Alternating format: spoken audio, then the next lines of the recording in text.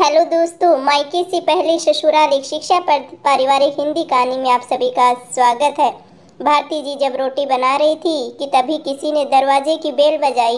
बेचारी भारती रसोई घर में अपने हाथों में लगे आटे से भरे हाथों के धोने तक लगातार दरवाजे की कुंडी वो बज रही थी और वह लगातार बोल भी रही थी कि थोड़ा रुको, थोड़ी देर रुको, मैं आ रही हूँ। लेकिन बेल है वो को रुकने का नाम ही नहीं ले रही थी। घंटी लगातार बज रही थी।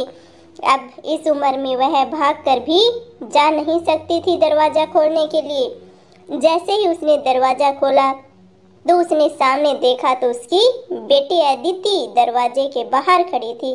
तब उसे आश्चर्य हुआ कि कुछ बताया भी नहीं और मैंने बुलाया भी नहीं है, तो अदिति अचानक कैसे आ गई। अपनी बेटी को देखकर भारती बोली, आने से पहले बताना तो चाहिए था। अकेले ही आई हो क्या? जमाई जी और बच्चे कहाँ हैं? भारती ने एक साथ कई सारे सवाल किए। तभी अदिति बोली कि माँ, क्या कोई अपनी प्यारी इकलौती बेटी का ऐसे स्वागत करता है? मुझे लगा कि तुम मुझे अचानक देखकर बहुत खुश होगी और सबसे पहले मुझे गले लगा लोगी, पर यहाँ तो उल्टा ही हो रहा है। मेरे आने से आपको शायद खुशी नहीं हुई है और तुम ही दुनिया की पहली माँ होगी जो बेटी को ससुराल से अपने घर आते देखकर खुश होने की बजाय चिंता में पड़ गई हो। चिंता तो जायज़ सी बात है, चिंता होना। अचानक से गेट पे देखती है तो माँ बेटी को। लेकिन मैं अकेली इस घर नहीं आ सकती। क्या मैं अकेली घर पे नहीं आ सकती? क्या हमेशा दामाद और बच्चों के साथ ही आना जरूरी है? बोलकर अदिति घर में प्रवेश कर गई और अपना सामान रखकर बोली, भाभी कहाँ पर है? भाभी जल्दी चाय नाश्ता लेकर आओ, आपकी ननद आई है। बहू घर पर नहीं है, अपने मायके गई है, माँ ने ऐसा कहा। अदिति ने तो जाना भी नहीं कि भाभी घर पे है या नहीं। आते ही हुक्म चलाना शुरू कर दिया। अच्छा, इसलिए तुम घर संभाल रही हो और खाना बना रही हो? माँ, तुम्हारी बहू के तो बड़े ठाठ हैं। बहू मौज से घूम रही है और सास घर संभाल रही है। देखो ना, आपने बहू के आने से पहले ही खाना बनाकर भी रखा है। उसे घर आकर कुछ भी काम करने की जरूरत ही नहीं पड़ेगी। बड़े नसीब लेकर आई है आपकी बहू तो माँ। और एक मैं हूँ कि जिसे उसकी सास कभी एक गिलास पानी भी नहीं पूछती है।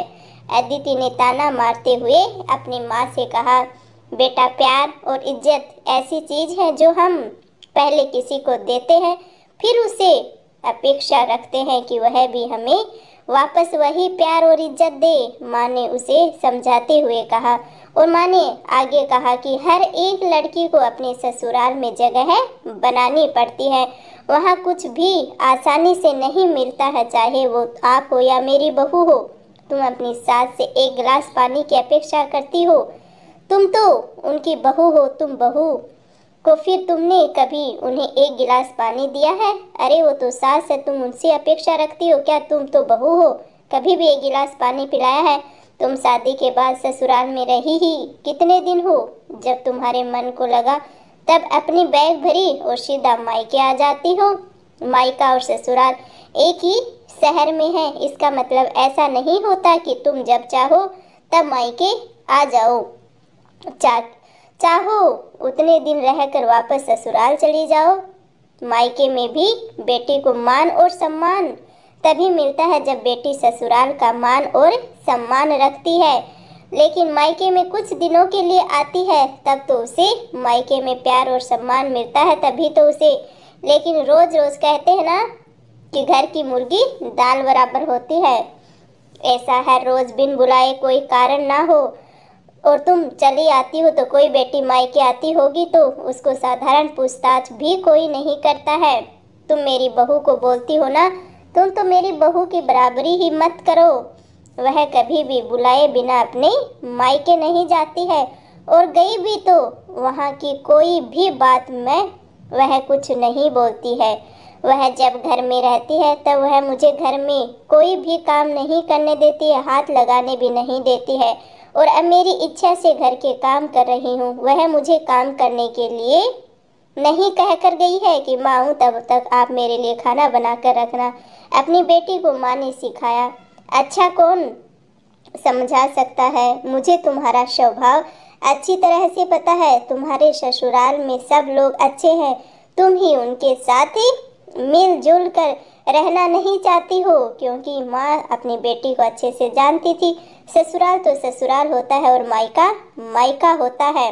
मायके में घर का काम अपनी मर्जी से होता है और ससुराल में सबसे पहले सबका दिल जीतना पड़ता है और सबको अपना बनाना पड़ता है।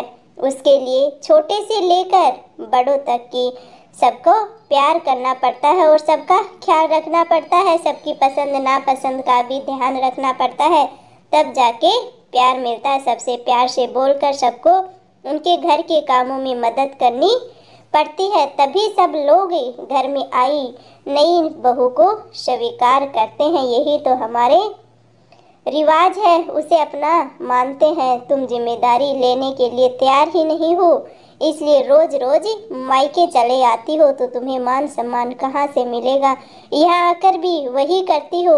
अभी की बात देख लो, घर में एक कदम भी नहीं रखा, उतने में भाभी को ऑर्डर देना भी शुरू कर दिया। पहले ये नहीं देखा कि भाभी घर पे है नहीं है, क्या हाल चाल है, भाभी मेरे लिए चाय नाश्ता लेकर आओ, वह व्यक्ति घर में है या नहीं है, वह कैसी है, उसकी तबीयत कैसी है, वो ठीक है या नहीं है, पूछना भी जरूरी नहीं समझा तुमने। तो घर में आए मेहमान की मेहमान नवाजी होती है, पर उनका बर्ताव बोलना सामने के व्यक्ति को पसंद भी आया तो मेहमान नवाजी ना मांगते हुए भी पूरी होती है। पर तुम्हारा ऐसा बर्ताव मुझे ही पसंद नहीं आता तो तुम्हारे ससुराल वालों को कैसे पसंद होगा। एक मैं माँ हूँ, लेकिन मुझे भी तुम्हारा बर्ताव पसंद नहीं है। तुम बोलती हो ना मेरे बहू का बहुत ठाठ है, तो वो तो बात सही है, तुमने सही कहा। उसने यहाँ हमारा दिल जीत लिया है और हर एक के दिल में खुद की जगह है बनाई है उसने।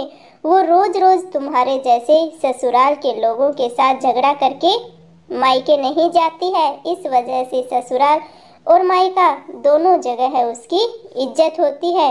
जब तक हम उसे अपने मायके से बुलावा नहीं आता तब तक वह जाती भी नहीं है, बुलाने पे ही जाती है, रोज रोज नहीं जाती है।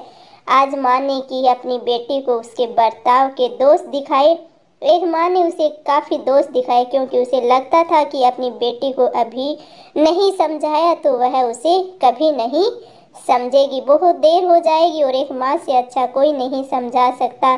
तब तक बहू भी घर पर आ गई। उसने अदिति को देखते ही वह बोली, अरे दीदी आप कब आई, मुझे फ़ोन किया होता तो मैं जल्दी घर आ गई होती ना।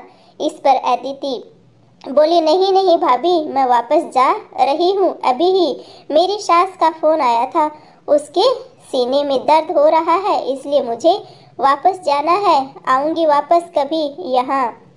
बोलकर अदिति अपना सामान लेकर वापस चले गई। तभी उसकी भाभी ने उसे रोकने का प्रयास भी किया, पर उसकी सास ने उसे अपनी बेटी को रोकने के लिए मना कर दिया कि उसे जाने दो, और अपनी बहू को बोली, बहू जाने दो उसे, पहले अपना घर संभालने दो उसे, क्योंकि ससुराल ही अपना बेटी का असली घर होता है, उसके बाद उसे मायके में आने दो। तुम भी किसी के नहीं बुलाने पर तुम्हारे मायके नहीं जाती हो क्या? तभी बहू भी समझ गई कि सास ने उसकी बेटी को जीवन का पाठ पढ़ाया, इसलिए काफ़ी महीने हो गए और अदिति का फ़ोन भी नहीं आया था। वह खुद भी मायके नहीं आई थी, उसे समझ में आ गया था, इसलिए उसकी माँ ने उसे फ़ोन किया। शुरुआत में किसी ने भी फ़ोन नहीं उठाया था, फिर थोड़ी देर बाद फ़ोन किया तो फ़ोन उठा लिया, लेकिन अदिति ने नहीं, उसकी सास ने ही फ़ोन उठाया था। अदिति ने तो फ़ोन भी नहीं उठाया था। तभी उन्होंने उनकी तबीयत का हाल चाल पूछा, फिर दोनों की बातें शुरू हुई। तभी बीच में ही अदिति की सास ने उसकी माँ को धन्यवाद भी दिया। तब अचानक उनके ऐसे बोलने पर माँ के कहते हैं ना, उनको कुछ समझ नहीं आया अच्छे से कि बात क्या हुई है, इसलिए भारती जी ने वापस पूछा, आप और किसी की बात कर रही हो क्या, आप किसकी बात कर रही हो? अदिति की सास बोली, नहीं तो फिर आप धन्यवाद किसको बोल रही हो, आप किसी और को बोल रही हो क्या? मुझे तो समझ में नहीं आया। भारती जी ने पूछा, आपकी बेटी अदिति बहुत ही समझदारी से बर्ताव कर रही है, अभी यानी सभी को अभी अपना बनाने की कोशिश कर रही है और सभी की मनपसंद का खाना बनाकर खिलाते हैं। घर में बहुत ही आनंद का वातावरण बना हुआ है, कोई भी झगड़ा नहीं, जैसे स्वर्ग ही बन गया हो मेरा घर। तो इसलिए मैं आपको धन्यवाद बोल रही हूँ कि आपकी दी हुई सीख ही आपकी बेटी ने मान ली, मेरी बहू ने, तो हमारा घर तो स्वर्ग ही बन गया। आपकी बेटी के अच्छे बर्ताव से यह दिन हमें देखने को मिला है, तो हम बहुत धन्य हो गए हैं। पहले हमें उसकी तरफ से कोई भी अपेक्षा नहीं थी, पर आपने उसे समझा कर भेजा और उसके स्वभाव में बदलाव भी आया है, इसलिए हम बहुत खुश हैं। इसीलिए आपको धन्यवाद दे रहे हैं। आज उसी अदिति को मायके जाना तो दूर की बात है, फ़ोन पर बोलने के लिए भी उसके पास वक्त नहीं था। बात करने के लिए भी अपने ससुराल वालों की जिम्मेदारी उठाते उठाते वह अपनी गृहस्थी में इतनी व्यस्त हो गई थी कि उसे मायके जाना तो दूर, 2 मिनट के लिए फ़ोन पर भी बात करने का टाइम नहीं था। दोस्तों, सभी माँओं ने अगर अपनी बेटियों को ऐसे ही समझाया और उनको समझ आ गया तो किसी भी घर में झगड़ा होगा ही नहीं और कोई भी घर टूटेगा नहीं। दोस्तों, हमारा उद्देश्य किसी को ठेस पहुंचाना नहीं है। सारे पात्र काल्पनिक है, बस नाम एक संयोग मात्र हो सकता है, इसलिए कोई भी अपने ऊपर ना ले। और हमारी कहानी कैसी लगी वो कमेंट करके ज़रूर बताना कि भारती जी ने जो फैसला लिया था वो सही था या गलत था। कमेंट करके आप लोग ज़रूर बताना कि हर माँ को ऐसे ही फैसला लेना चाहिए अपनी बेटी का घर बसाने के लिए, क्योंकि माँ से बेहतर कोई नहीं समझा सकता अपनी बेटी को और माँ से ज़्यादा अपनी बेटी को कोई नहीं जानता है। इसलिए तो आप लोग भी अपनी राय ज़रूर बताना कमेंट करके। मिलते हैं एक ऐसी ही कहानी के साथ, तब तक के लिए आप सभी अपना प्यार और सपोर्ट बनाए रखना और आप सभी भी हमेशा खुश रहो, मुस्कुराते रहो और आगे बढ़ते रहो। यही मेरी तमन्ना है भगवान से, आप हमेशा खुश रहो। धन्यवाद जी, और अपना प्यार और सपोर्ट बनाए रखना और हमारी कहानी सुबह 8 बजे देखते रहना। मिलते हैं एक ऐसी ही कहानी के साथ।